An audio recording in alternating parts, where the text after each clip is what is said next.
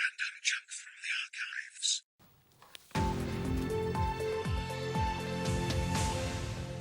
Now, when Lenny Henry was cast as Othello a few years ago, eyebrows were raised. The critics sharpened their pencils in anticipation, but his performance earned him rave reviews. It did indeed. It was a far cry from the comedian who created, you'll remember them, over-the-top characters like Wildebeest and Delbert Wilkins. Now he's decided to return to drama. He's giggling at me. Drama, once again, this time as a grizzled anti-hero. Is that fair? In a play about black American family life. A very good morning to you. Good morning. It's lovely to see you. In the 50s, 1957. 1957, thank you very much. Yeah. Tell me about the play. What's it about, then? The play's called Fences. It's written by a sort of African-American poet laureate called August Wilson.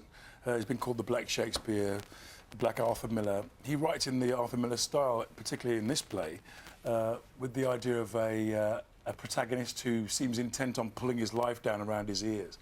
He's charismatic, he's a great storyteller, he's a father. He has a father with a wife called Rose, who's played by Tanya Moody, now played very beautifully. And he's very strict. He was in jail. He used to play baseball in jail, and he got very good. But by the time he got to be in the to transfer to the major leagues, he was too old. So he couldn't play in the major leagues, so he's very bitter about that. And now his son, Corey, has been recruited by an integrated college to play football, and his dad is a bit jealous. Okay. And so it's all set for a massive conflict, and it's a wonderful play, extraordinary. And Now, I haven't seen the play yet, but from you're what going to come though, aren't you? I would love to It's come. really, really, but really good. What I understand is it takes a lot out of you as a Yeah. performer. You know, it is one of those roles where you know are having to give out an enormous amount. I mean, that probably Very like applies- Othello. Well, Othello was exhausted because, you know, you kill the wife every night.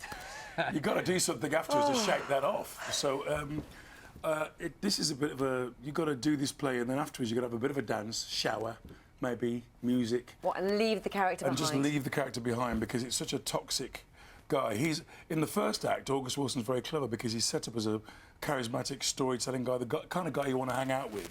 But then slowly, as you peel the onion of the character, you realise that he has bitterness at his heart and that he's trouble.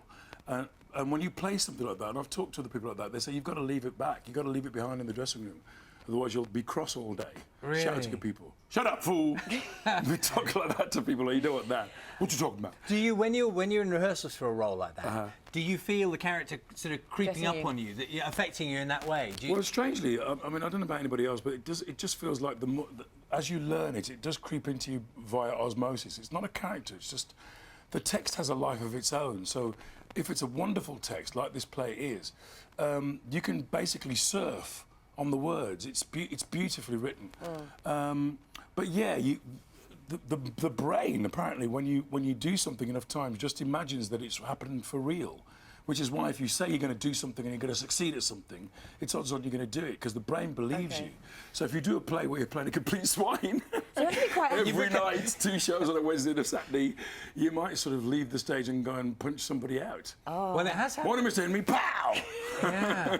Well, people have done that, haven't they? Yeah. That whole thing of living the role. It's not that guy who played Jesus going around forgiving everybody for ages. It was a real pain. I read that you were quite stressed. I mean, properly stressed, were you, when you were leading up to the play? Oh, I had a bit of a meltdown, yeah. It was really weird. I got 2 weeks in and I thought, I'm not going to learn this. There are more lines for this character in this play than in King Lear for Lear. And it was just seemed like this mountain of words. And I got very, very frightened.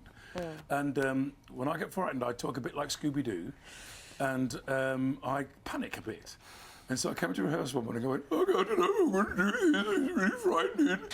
And my friends just rose to the occasion. And I had different mates coming around and just sat with the script and said, you're going to learn this. And so I do the rehearsals from 10 till 6 every day. And Tanya Moody wrote out a chart of this is what you need to learn by this time, Len. This is just sums. Let's do the sums. If you learn this act today, this act tomorrow. And everybody in the cast helped. Colin helped, Ashley helped, everybody helped.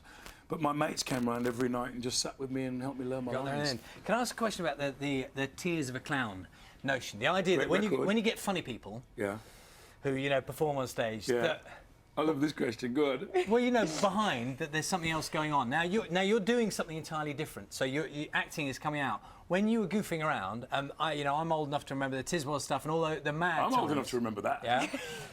Was inside? Was there a bit of you screaming that I could do serious stuff too, or was that just a completely different time and place? Well, I mean, that's two questions. Yes, it was. Sorry about that. Do the first one first. Here's the clown. Psychologically, I think that's a bit of a cliche. That most comedians want to be comedians because they get to play arenas and buy a house for their mum after one tour. Yeah. So there's not much tears of a clown going. I'm sure there are some sad sack comedians going around. I mean, most of the time you're in your pants in your dressing room moaning about the journey there. Yeah. My journey here last night was great. I had a woman from Stockport cursing on the phone for most of the journey. It was great.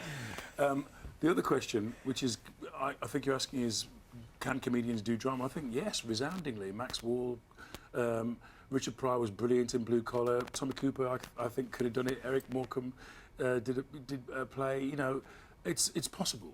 Yeah. And also, if you remember, comedy is subverting people's expectations all the time, for which you have to keep a straight face until the punchline.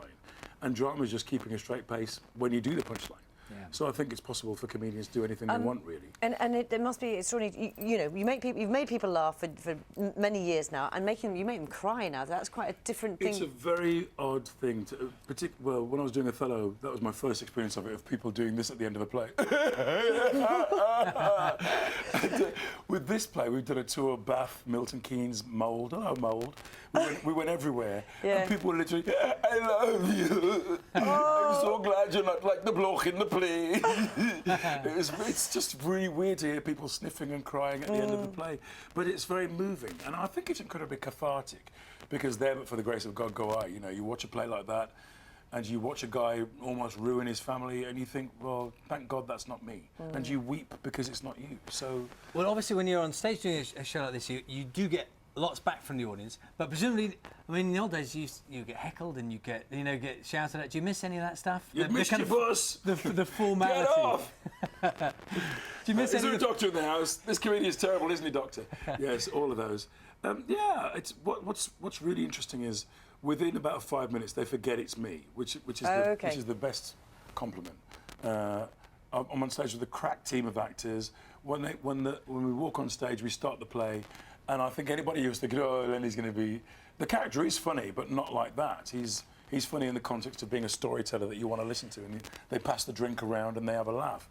But it's wonderful to see audiences, they start like this and then slowly they do that. They're in. And they're hypnotised. It's wonderful. Lovely to see you. It is fantastic. Really nice Thank you for coming up here. You're going to listen to some music in a second. Right. Fences runs from the 19th of June to the 14th of September at the Duchess Theatre in London's West End. Yes? Yes, ma'am.